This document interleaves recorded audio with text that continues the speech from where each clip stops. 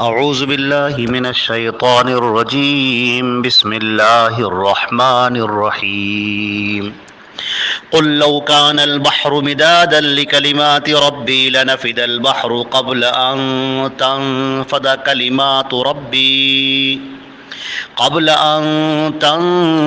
كلمات ربي ولو جئنا بمثله مددا۔ یہ سورۃ الکہف کی آیت نمبر 109 ہے۔ ترجمہ اس آیت کا یہ ہے، آپ کہہ دیجئے کہ اگر یہ سمندر بھی میرے رب کے کلمات لکھنے کے لیے روشنائی بن جائیں تو میرے رب کے کلمات ختم ہونے سے پہلے سمندر خشک ہو جائے گا، اور اگر اسی کے مثل اور بھی سمندر لے آئے جائیں تب بھی یہی عالم ہوگا۔ اللہ رب العزت نے یہاں پر یہ بات، یہ سورۃ الکہف ختم ہو رہی ہے، یہ بات ارشاد فرمائی کہ اللہ کی قدرت، اللہ کی حکمت یہ لامحدود ہے، کوئی انسان کی عقل اس کا احاطہ کر ہی نہیں سکتی، بلکہ کوئی بھی مخلوق اس کے علم کا، اس کی حکمت کا، اس کے علم کا کوئی احاطہ نہیں کر سکتی۔ چنانچہ فرمایا گیا، قل، اے نبی آپ اس بات کا اعلان کر دیجئے، یہ بات کھلم کھلا لوگوں کو پہنچا دیجئے اور لوگ اچھی طرح سے اس بات کو جان لیں۔ ہم نے اس سے پہلے بھی یہ بات بیان کی ہے کہ قرآن پاک میں جب لفظ قل کہا گیا ہے کہ اے نبی آپ کہہ دیجئے، تو ایک تو اس کا مطلب یہ ہوتا ہے کہ اے نبی آپ اس بات کا اعلان کر دیجئے، آپ کہہ دیجئے مطلب یہ بات اعلان کر دیجئے اس کا۔ اور دوسری بات یہ ہوتی ہے کہ یہ بات بہت اہم ہے،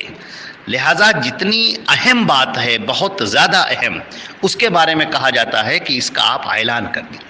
کیونکہ اس کے ذریعے سے لوگوں میں بہت ساری غلط فہمیاں دور ہو جائیں گی، لوگوں کے ذہنوں کے اندر بہت سی غلط فہمیاں بیٹھی ہوئی ہیں، غلط عقائد اور فاسد عقائد بیٹھے ہوئے ہیں، آپ اس بات کا اعلان کر دیجئے تاکہ لوگوں کے اندر سے وہ غلط عقائد دور ہو جائیں اور صحیح علم انہیں حاصل ہو جائے۔ چنانچہ اللہ نے فرمایا کہ اے نبی، اے محمد صلی اللہ علیہ وسلم، آپ اس بات کا اعلان کر دیجئے کہ اگر یہ جو سمندر ہیں، اگر یہ روشنائی بن جائے، مداد کہتے ہیں روشنائی کو،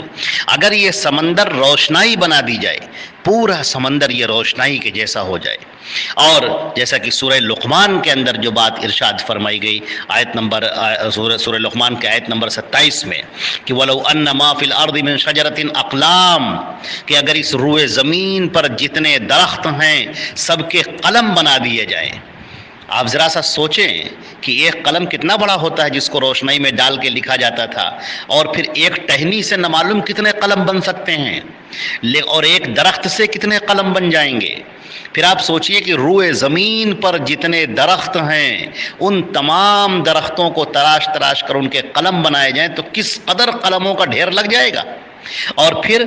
جب روشنائی کے اندر قلم ڈالا جاتا تھا اور پھر کاغذ پر یا تختی پر لکھا جاتا تھا تو پھر لکھتے لکھتے وہ گھستا تھا، لکھتے لکھتے یہاں تک کہ ایک وہ وقت آتا تھا کہ وہ پھر قلم بہت ہی چھوٹا سا رہ جاتا تھا، گھس جاتا تھا لکھتے لکھتے۔ تو اے نبی آپ یہ بات کہیے کہ روئے زمین پر جتنے بھی درخت ہیں ان سب کے اگر قلم تیار کر دیے جائیں تو کس قدر جو ڈھیر ہو جائیں گے، تم شمار قطار سے باہر ہو جائیں گے۔ وہ سارے قلم اور سمندر کو روشنائی بنا دیا جائے، والبحر یمدہ من بعدہ، اور سمندر کو روشنائی بنا دیا جائے، اور مزید 7 سمندروں کو روشنائی بنا دیا جائے، اور قلم لکھتے رہیں میرے رب کے کلمات کو لکھتے رہیں تو قلم ختم ہو جائیں گے، سمندر کی روشنائی، سمندری سب سوکھ جائیں گے، لیکن میرے رب کے کلمات کبھی ختم نہیں ہوں گے۔ ما نفدت کلمات اللہ، اللہ کے کلمات یہ کبھی ختم نہیں ہوں گے۔ ان اللہ عزیز الحکیم، یہ سورہ لقمان کے آیت نمبر 27 تھی۔ اور یہاں پر جو بات کہی جا رہی ہے وہ بات یہ ہے کہ اللہ رب العزت کے اس کلام کو، حکمت کو، کلام کیا ہے؟ اب یہ اللہ رب العزت کا یہ کلمات اللہ یہ کیا ہے؟ یہ اللہ کا کلام، اور اللہ کا کلام اللہ کی صفت ہے۔ اللہ رب العزت جیسے اس کا تصور کرنا انسان کے لیے ممکن نہیں ہے، اسی طریقے سے اس کی صفات کا بھی تصور انسان کے لیے ممکن نہیں، اس کا احاطہ کرنا ممکن نہیں ہے۔ کلام اللہ کی صفت ہے، وہ ازلی ہے، ابدی ہے، ہمیشہ ہمیش کے لیے ہے اور ہمیشہ ہمیش رہے گی، اس پر موت کا، اس پر نفاد کا کوئی سایہ نہیں۔ بعض لوگوں نے تو اللہ کے کلام کا انکار کر دیا، تو بہت غلط بات ہے یہ۔ اللہ رب العزت کا کلام ہے، اور کلام کیا ہے؟ اس کا کلام وہ لامحدود ہے۔ وہ اللہ رب العزت کی جو صفات ہیں، وہ صفات بھی اللہ رب العزت کی طرح ہی لامحدود ہے۔ اللہ رب العزت ازلی ہے، ابدی ہے، ہمیشہ سے ہے، ہمیشہ رہے گا۔ اسی طریقے سے اس کی صفات بھی ہمیشہ سے ہیں اور ہمیشہ رہیں گی۔ تو یہ اللہ کا کلام ہے۔ اللہ کے کلام سے مراد اس کی حکمت، اس کی دانائی، اس کی قدرت، اس کا علم، یہ ساری چیزیں لفظ کلام کے اندر شامل ہیں۔ اگر کوئی اس کو احاطہ کرنا چاہے، لکھنا چاہے، اللہ کی حکمتوں کو کوئی لکھنا چاہے، اللہ کی قدرت کو کوئی لکھنا چاہے، اللہ رب العزت کی جو دانائی ہے اس کو اگر کوئی لکھنا چاہے، اللہ رب العزت کا جو کلام ہے اگر کوئی اسے لکھنا چاہے، تو یہ سمندر خشک ہو جائیں گے، یہ سب مخلوقات ہیں، سب فانی ہیں، سب ختم ہو جائیں گی، لیکن اللہ کا کلام کبھی ختم نہ ہوگا۔ وَلَوْ جِئْنَا بِمِثْلِهِ مَدَدًا، اور اگر اس جیسا سمندر اور بھی لے آیا جائے تب بھی ختم نہیں ہوگا۔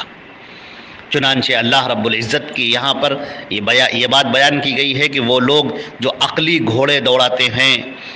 اللہ رب العزت کی ذات کے بارے میں اور اس کی صفات کے بارے میں، اور اس کے بعض لوگ تو اس کی صفات کا انکار کر دیتے ہیں، بعض لوگ اس کی صفات کی تعویل کرنے لگتے ہیں کہ اس سے مراد یہ ہے اور اس سے مراد یہ ہے، یہ سب غلط بات ہے۔ یہ جب سے یونان کا جو فلسفہ آیا تھا عربی منصور کے عہد میں، خلیفہ جو تھا عباسی خلیفہ تھا، اس کے عہد میں یونانی کتابوں کا بہت سارا ترجمہ ہوا، اور اس سے وہ یورپ کی جو فلسفے کی جو منطق تھی اور جو چیزیں تھیں وہ آئیں، تو اس کے بعد پھر وہ اللہ کو اور اس کی صفات کو تولا جانے لگا، نعوذ باللہ من ذالک، اپنی عقلوں پر تولا جانے لگا، اور پھر وہیں سے یہ صفت پیدا ہوئی کہ لوگوں نے احادیث کا انکار کرنا شروع کر دیا۔ لوگوں جو قرآن کی کوئی آیت ان کی سمجھ میں نہیں آ رہی ہے، کوئی حدیث ان کی سمجھ میں نہیں آ رہی، اس کا انکار کر دیتے، ہٹاؤ اس کو، چھوڑو اس کو، اور اس طرح وہ گمراہی کے دلدل میں پھنستے ہوئے چلے گئے۔ ہمارے لیے کامیابی کی جو کنجی ہے، کامیابی کی جو شاہراہ ہے، وہ یہ ہے کہ ہمارے رسول حضرت محمد مصطفیٰ صلی اللہ علیہ وسلم نے جو بیان کیا ہے ہم اس پر ایمان لائیں، بے کم و کاست ایمان لائیں، جس طرح فرما دیا ہے اسی طرح سے ہم ایمان لائیں، جس لفظ کے بارے میں بیان کر دیا ہے اس لفظ پر ہم ایمان لائیں، اپنی عقل اس کے اندر نہ لگائیں، کیونکہ یہ وہ چیزیں ہیں جس کے لیے اللہ وحی نازل کرتا ہے۔ یہ جو عقائد ہمارے ہیں، یہ جو ایمانیات کی چیزیں ہیں، اللہ رب العزت ان کے لیے وحی نازل کرتا ہے اپنے نبی پر، اور وہ نبی حضرت محمد مصطفیٰ صلی اللہ علیہ وسلم وہ اپنی امت کو پہنچاتے ہیں۔ تو ہمارا فرض ہے کہ ان چیزوں کو ہم حاصل کریں، ان چیزوں پر ایمان لائیں، ان چیزوں کو اپنے دل میں بسائیں، اور اپنی عقلیں اس کے اندر نہ لگائیں، نہ ٹھونسیں ان کو، اپنی طرف سے اس کی تعویلات نہ کرتے پھریں۔ لہٰذا یہاں پر کوئی انسان اللہ کی حکمت کا احاطہ نہیں کر سکتا، کوئی انسان اللہ کے علم کا احاطہ نہیں کر سکتا۔ اللہ عالم الغیب ہے، الغیب، جتنی بھی غیب کی ہیں چیزیں وہ سب کا جاننے والا ہے، اب کوئی دوسرا عالم الغیب نہیں ہے۔ اللہ رب العزت مالک ہے، مختار کل ہے، ہر ایک پر اس کی حکمرانی ہے، کوئی اس کے حکم سے نکلا ہوا نہیں ہے۔ اب کوئی دوسرا مالک و مختار نہیں ہے، کوئی دوسرا مختار کل نہیں ہے۔ اللہ رب العزت کی جو صفات ہیں یہ صفات ازلی ہیں، ابدی ہیں۔ اللہ کی صفت علم ہے، اللہ کی صفت علم کا کوئی ادراک نہیں کر سکتا، کوئی احاطہ نہیں کر سکتا،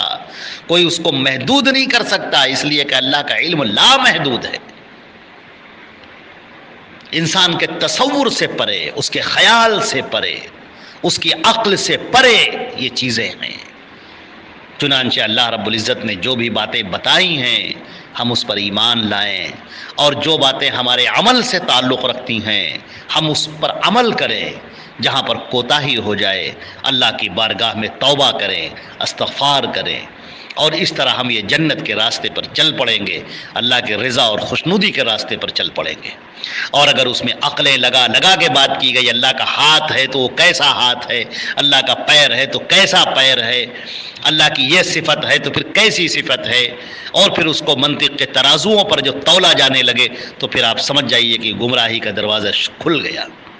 اور آپ اس راستے پر چل پڑے جس راستے پر صحابہ کرام نہیں چلے تھے۔ صحابہ کرام کا معاملہ یہ تھا کہ سمعنا و اطعنا، پروردگار ہم نے سن لیا اور ہم اطاعت کے لیے جھک گئے، ہم اطاعت کے لیے تیار ہو گئے، ہم نے آپ کے بھیجے ہوئے رسول کی بات سنی، ان کا حکم سنا، اور ہم اطاعت کے لیے چل پڑے، ہم اطاعت کے لیے تیار ہو گئے، کمر بستہ ہو گئے۔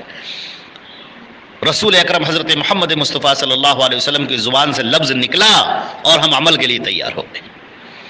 تو اے نبی آپ اعلان کر دیجئے کہ اللہ کے کلمات کو اگر کوئی لکھنا چاہے تو یہ سمندر سب کے سب اگر روشنائی بن جائیں